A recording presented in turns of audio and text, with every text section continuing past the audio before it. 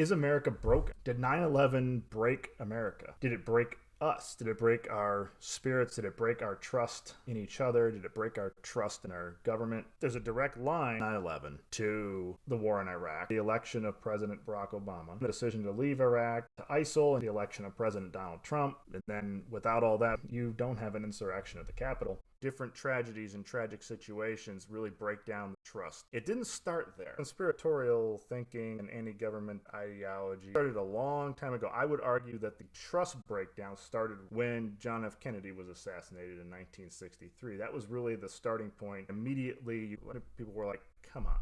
One person did this, and then there was the Warren Commission. Now, at least half of Americans don't believe JFK was assassinated by just one person. Going further, you get to the Vietnam War and the social upheaval of the 60s and Watergate. You start to find out more information about how the government has been keeping things from you and not telling you the full truth. There was an anti-government movement. You have different events like Ruby Ridge and Waco, the Oklahoma City bombing. You span that all along. And then 9/11, War on Terror, really put into overdrive this lack of trust. The direct link between 9/11 and the decision to invade Iraq. When you start learning things like there was no direct connection between Iraq and Al-Qaeda, we were told that there were weapons of mass destruction. There weren't weapons of mass destruction. They were going to treat us as liberators, and then it turns into complete chaos. We were told that it was going to be quick and easy interventions, and we're end up there for 20 years. You start to see where this trust really breaks down. It kind of coincides with a lot of distrust in the official narrative of the 9/11 attacks. Are you really surprised so many people believe the official story isn't everything that actually happened? There's a certain segment of the population now who will not believe anything that comes out of the government. They don't believe official stories. Everything's a conspiracy. Once upon a time, there was a different problem. There was only a few limited sources of information. News sources, for instance. You had your major newspapers, you had your local newspapers, and in terms of television, you had 3 broadcast channels. Everybody gets information from one of the same sources. Now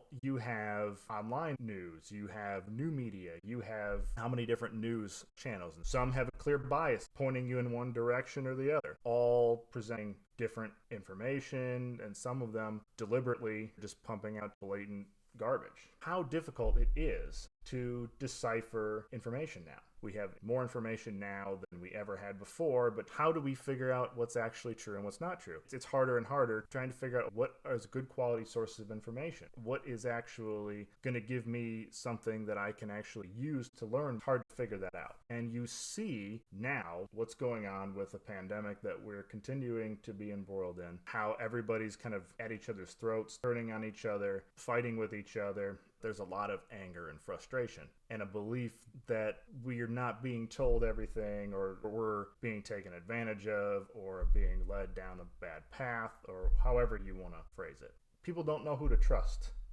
anymore. And so that makes getting everybody kind of on the same page as to what the actual truth is enormously difficult. All of the anger, frustration, the distrust in the government, the distrust in media, the distrust in ourselves, you can draw a direct line from 9/11 to today.